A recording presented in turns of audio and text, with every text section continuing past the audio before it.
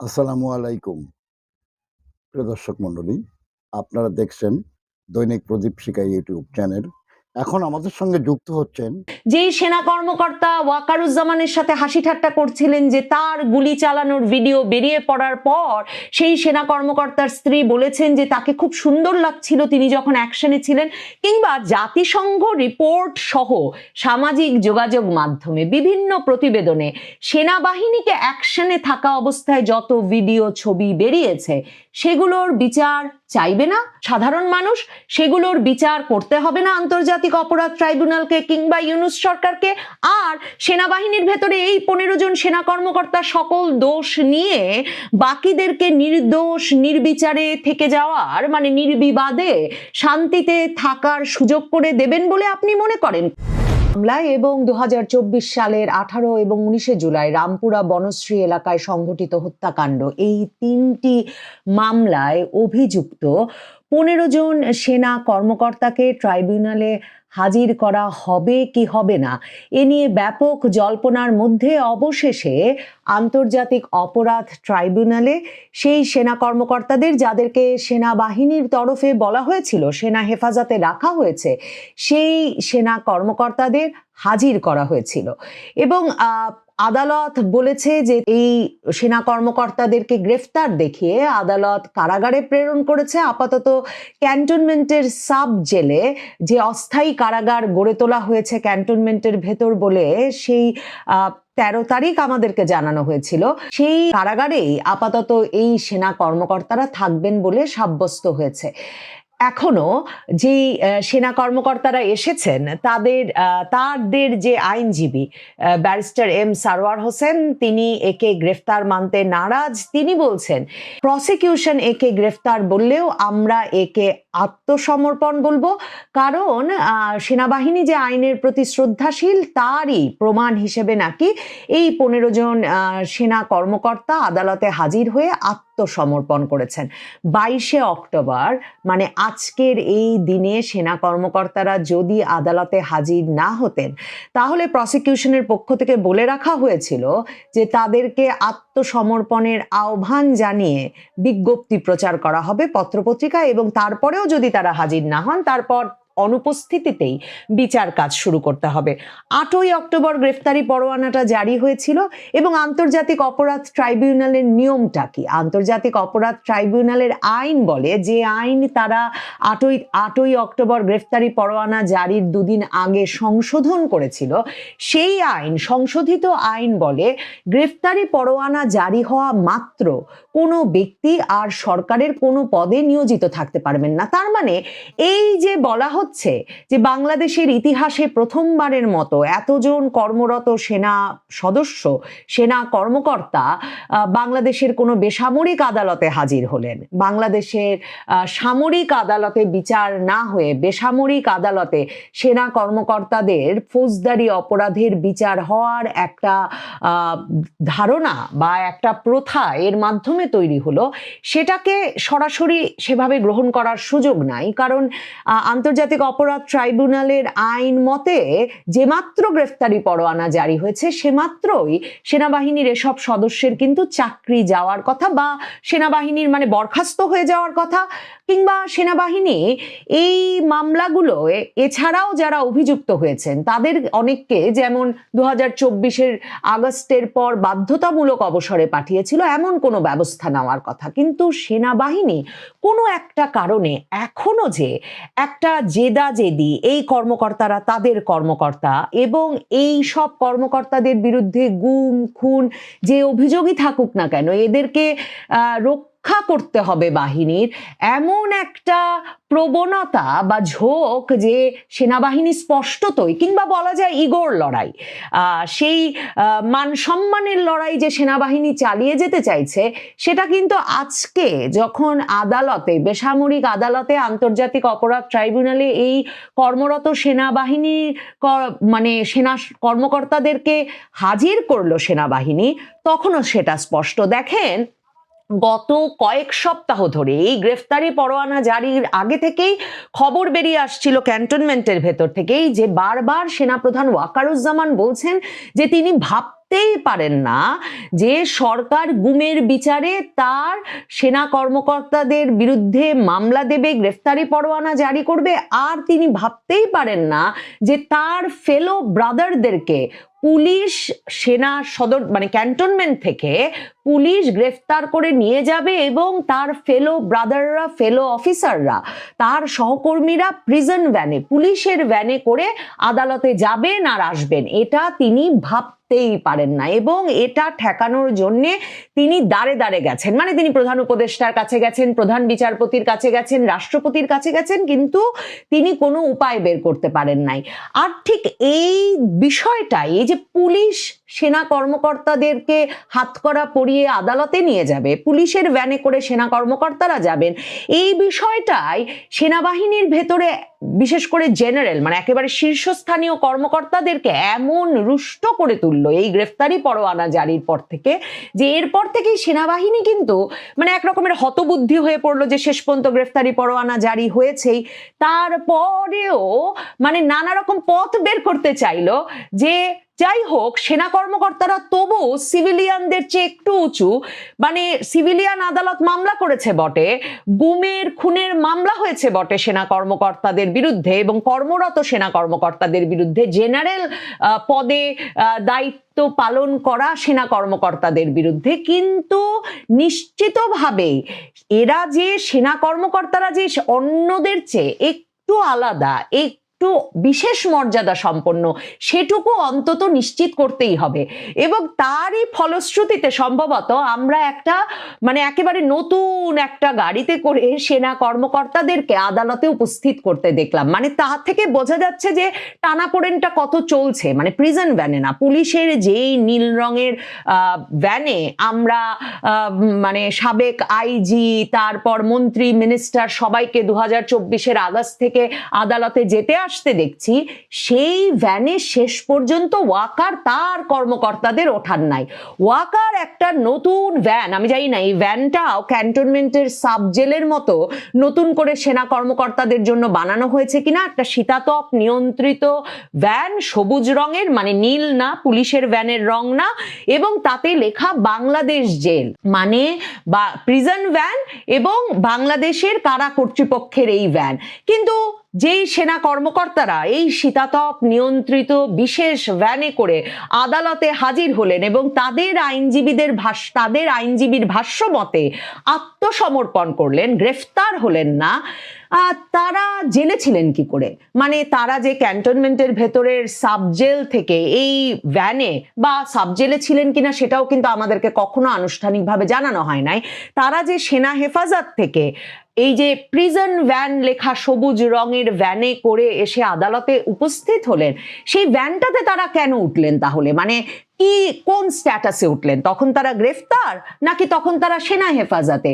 মানে এই বিষয়গুলো কেন সেনাবাহিনী একরকমের জেদাজেদি আর ইগোর লড়াই চালিয়ে যাচ্ছে সেটা একটা প্রশ্ন বটে। কারণ পরিষ্কারভাবেই সেনাবাহিনীকে এখন বেসামরিক আদালতের মুখোমুখি হতে হচ্ছে, সেনা কর্মকর্তাদেরকে বেসামরিক আদালতে বিচারের মুখোমুখি করতে হচ্ছে, এবং এই কর্মকর্তাদের কোর্ট মার্শালে নিয়ে যাওয়ার মানে যে প্রথাটা আছে যে কর্মরত সেনা কর্মকর্তা হলে সাধারণভাবে বেসামরিক আদালতে আবেদন করা যায় এবং তার প্রেক্ষিতে হলেও এদেরকে সেনাবাহিনীর ভেতরে নিয়ে সেনা আইনে বিচারের সম্মুখীন করা যায়, কিন্তু সেনাবাহিনী সেটা যে পারছে না তা কিন্তু নিশ্চিত হয়ে গেছে।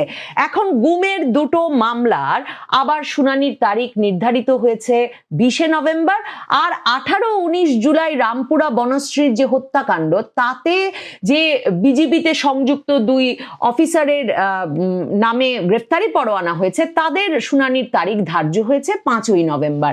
আপাতত আদালত এই সেনা কর্মকর্তাদেরকে ক্যান্টনমেন্টের ভেতরে যে অস্থায়ী কারাগার তৈরি হয়েছে সেখানে পাঠানোর আদেশ দিয়েছেন। দেখেন, আন্তর্জাতিক অপরাধ আদালতের চিফ প্রসিকিউটর তাজুল ইসলাম বলেছেন যে আদালত কোথায় পাঠাবেন গ্রেফতারের পরে মানে অভিযুক্তকে, ঢাকাতে রাখবেন, চট্টগ্রামে রাখবেন না কোথায় রাখবেন সেটা আদালতের বিষয়। কিন্তু এই যাদের অভিযোগের ভিত্তিতে এই গুমের মামলাগুলো হয়েছে, যাদের মধ্যে অত্যন্ত মানে এই মামলাগুলো করবার ক্ষেত্রে এবং সেনাবাহিনীর কর্মকর্তাদেরকে যে অভিযুক্ত করতে হবে এবং বেসামরিক আদালতেই নিয়ে আসতে হবে, এই বিষয়টি নিয়ে যিনি সামরিক বাহিনীর ভেতরে বাইরে এক রকমের অ্যাক্টিভিজমও করছিলেন বা যেই বিচার প্রার্থনার প্রধান মুখ হয়ে উঠেছিলেন যেই ব্যক্তি, গোলাম আজম পুত্র ব্রিগেডিয়ার জেনারেল আজমি, তিনি যিনি প্রায় 8 বছরের বেশি এরকম মানে সেনা হেফাজতে মানে এক আয়না ঘরে আটক ছিলেন এবং সেনাবাহিনীর ভেতরে কর্মরত মানে বাহিনীর ব্রিগেডিয়ার জেনারেল থাকা অবস্থায় তিনি উধাও হয়ে গেলেন। তাকে প্রায় 8 বছর আটকে রাখা হলো এবং তার চাকরি গেল সে সময়ে। কিন্তু সেনাবাহিনীর ভেতরে সকলে সেটা ওপেন সিক্রেট হিসেবে জানলেও কোনো প্রতিবাদ ব্যবস্থা বা কোনো সুরাহা করার চেষ্টা করলেন না। কাজে ব্রিগেডিয়ার আজমি অত্যন্ত গুরুত্বের সঙ্গে এই বিষয়টির বিচার চেয়েছেন। সেনাবাহিনীর ভেতরে যারা যারা এর সঙ্গে জড়িত ছিলেন, সেনা গোয়েন্দা সংস্থার কিংবা র্যাবের ইন্টারোগেশন সেল চালানোর নামে র্যাবে সংযুক্ত হয়ে যারা যুক্ত ছিলেন, তাদেরকে যে বিচারের মুখোমুখি করতে হবে এই বিষয়টার তিনি এক রকমের মানে নেতৃত্ব দিয়েছেন এই দাবিটার। তিনি কিন্তু তার মানে এই আজকে যখন এদেরকে সাবজেলে পাঠানো হয়েছে সেনা কর্মকর্তাদের, তখন তিনি প্রশ্ন তুলে বলেছেন যে অভিযুক্ত সেনা কর্মকর্তারা জেলে ডিভিশন পেতে পারে কিন্তু সাব জেল হতে পারে না।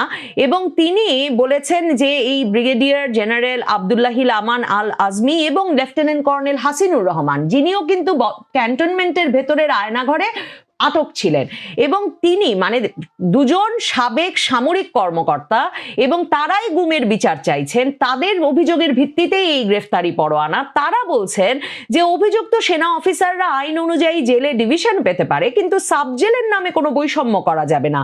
মানবতা বিরোধী অপরাধের গুমের মামলায় আন্তর্জাতিক অপরাধ ট্রাইব্যুনালে অভিযুক্ত অফিসারদের মানে এই অপকর্মের জন্য পুরো সেনাবাহিনীকে জড়িয়ে নিন্দা করা যেমন সমীচীন না, তেমনি আসামিদের ব্যাপারে বৈষম্য করাও ঠিক হবে না। অন্য আসামিদের মতোই তাদেরও জেলে রাখতে হবে, যেমনটা রাখা হচ্ছে গ্রেফতারকৃত সাবেক আইজিপি চৌধুরী আব্দুল্লাহ আল মামুনকে। প্রয়োজনে তাদের ডিভিশন দেওয়া যেতে পারে। দেখেন, এমনকি সেনাবাহিনীর কর্মকর্তা যাকে বাধ্যতামূলক অবসরে পাঠানো হলো আগস্টের পর, এনটিএমসির জিয়াউল হাসান, তাকেও তো সাধারণ জেলে রাখা হচ্ছে। তো তাহলে তাকে সাধারণ জেলে রাখা গেলে এই 15 জনের বিষয়ে মানে জেনারেল ওয়াকারুজ্জামানের এই ব্যাপক নাটক পরিচালনার বা এক রকমের কি বলবো যে এই জেদাজেদি, এই ইগোর লড়াইটা ক্রমাগতভাবে চালিয়ে যাওয়ার কারণটা কি? মানে কেন বেসামরিক আদালতে আনা হলো কিন্তু ভিন্ন রকম গাড়িতে আনতে হবে? বেসামরিক আদালতে আনা হলো কিন্তু মানে তাদেরকে নিয়ে আবার ক্যান্টনমেন্টের ভেতরেই রাখতে হবে এবং তাদেরকে কর্মরত সেনা কর্মকর্তা হিসেবে পরিচয় করিয়ে দিতে হবে। মনে রাখতে হবে, যেদিন সেনাবাহিনীর তরফে জানানো হয়েছিল যে সেনা হেফাজতে এদেরকে নেওয়া হয়েছে, সেদিন কিন্তু সাংবাদিকেরা প্রশ্ন করেছিলেন যে এদের তো চাকরি চলে যাওয়ার কথা, সেটা গেছে কিনা। তো তখন তারা বলেছেন যে আন্তর্জাতিক অপরাধ ট্রাইব্যুনালের আইনের এই পরিবর্তনের বিষয়টায় তাদের ট্রাইব্যুনালের সঙ্গে কথা বলতে হবে, আর তারা মানে তাদের যে রেশন সহ সকল সুবিধাদি বহাল আছে সেই বিষয়টাও কিন্তু সেদিনের সাংবাদিকদের সঙ্গে আলাপচারিতায় পরিষ্কার করেছিলেন সেনা কর্মকর্তারা। তাহলে কেন আন্তর্জাতিক অপরাধ ট্রাইব্যুনালে তাদেরকে হাজির করা হলেও তারা যে আর সেনা কর্মকর্তা নন, মানে আইনটা কেন মানছে না সেনাবাহিনী, সেটা গুরুত্বপূর্ণ প্রশ্ন। আইনটা মানছে না কারণ সেনাবাহিনী জানে যতই ডক্টর ইউনূসের প্রেস সচিব শফিকুল আলম সংবাদ মাধ্যমের সামনে এসে ঘোষণা দিয়ে বলুন না কেন যে আমরা জানি সেনাবাহিনীর ভেতরে ব্যাপক দুশ্চিন্তা, উদ্বেগ, আতঙ্ক ছড়িয়ে পড়েছে, কিন্তু সরকারের আর কারো বিরুদ্ধে মামলা দেওয়ার পরিকল্পনা নাই। সেনা সেনাবাহিনীর ভেতরে সেনাবাহিনীর একেবারে জেনারেল থেকে শুরু করে একেবারে প্রাথমিক পর্যায়ের কর্মকর্তারা, মানে একজন সেনা সদস্যও জানেন যে এখানে মামলা শেষ হবে না, এরপর মামলার পর মামলা চলতে থাকবে এবং সেনাবাহিনীর একটা বিশাল অংশকে, অন্তত 150 থেকে 200 জনকে দিনের পর দিন এই আদালতে হাজিরা দিতে হবে আর ক্যান্টনমেন্টে ফিরতে হবে। সেনা কর্মকর্তারা, সেনা সদস্যরা এখন আপাতত এই ক্যান্টনমেন্টটুকুতে ফেরার সুযোগটুকু চাইছেন।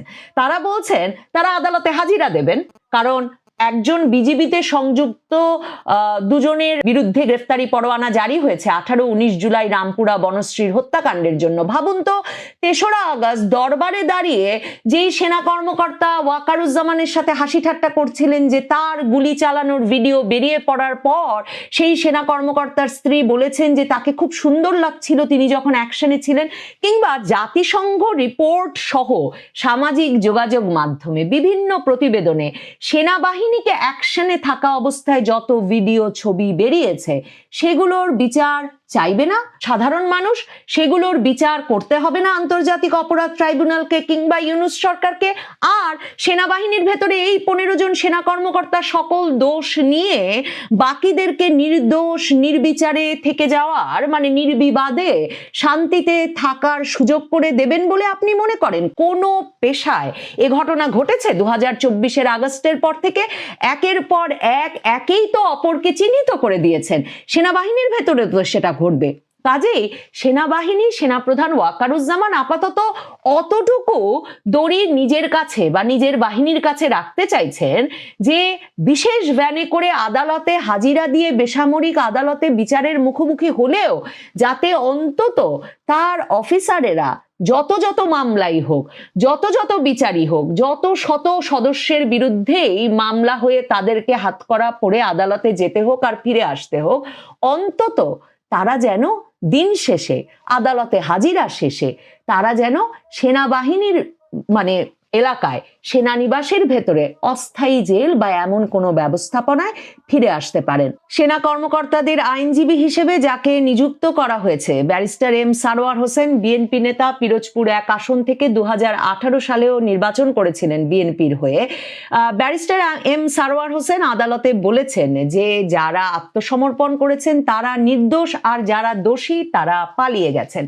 এত সহজে আদালতে এই যুক্তি টিকবে কিনা সে প্রশ্ন তো থাকেই, কারণ 18-19 জুলাই রামপুরা বনশ্রীতে হত্যাকাণ্ডের জন্য যে র্যাবের কর্মকর্তাদেরকে অভিযুক্ত করা হয়েছে সেই র্যাবের লেফটেন্যান্ট কর্নেলের রীতিমতো ভিডিও, ছবি, পত্রপত্রিকা, সামাজিক যোগাযোগ মাধ্যমে প্রমাণিত হয়েছে। এছাড়া গুমের অভিযোগে যাদের বিরুদ্ধে গ্রেফতারি পরোয়ানা জারি হয়েছে, গুমের শিকার সেনা কর্মকর্তারাই তাদেরকে চিহ্নিত করেছেন। কাজেই এই যুক্তিতে যারা আছেন তারা নির্দোষ, এই যুক্তিতে সেনাপ্রধান ওয়াকারুজ্জামান কিংবা তার নিয়োজিত আইনজীবী বাঁচিয়ে আনতে পারবেন কিনা, এই সব যুক্তি ধোপে টিকবে কিনা সেটা দেখবার জন্য যেমন অপেক্ষা করতে হবে, তেমনি সেনাবাহিনীর ভেতরে এই আলোচনা অত্যন্ত জোরদার হচ্ছে যে বিচার এখানেই শেষ নয়, আর এদের বিচার হলে ওদের বিচার হবে না কেন? মানে সেনাবাহিনীর ভেতরে একদল কেন সাফার করছে, একদল কেন বিচারের দুর্ভোগ পোহাচ্ছে, আর আরেক দল কেন বিচারবিহীন থাকতে পারছে? কেন এই হাসিনা আমলের বিচার হলে আগের আমলগুলোর বিচার হবে না? কেনই বা এমনকি গোপালগঞ্জে গুলি চালানোর বিচার হবে না? কিংবা পট পরিবর্তন হলে কি গোপালগঞ্জের গুলিরও বিচার হবে?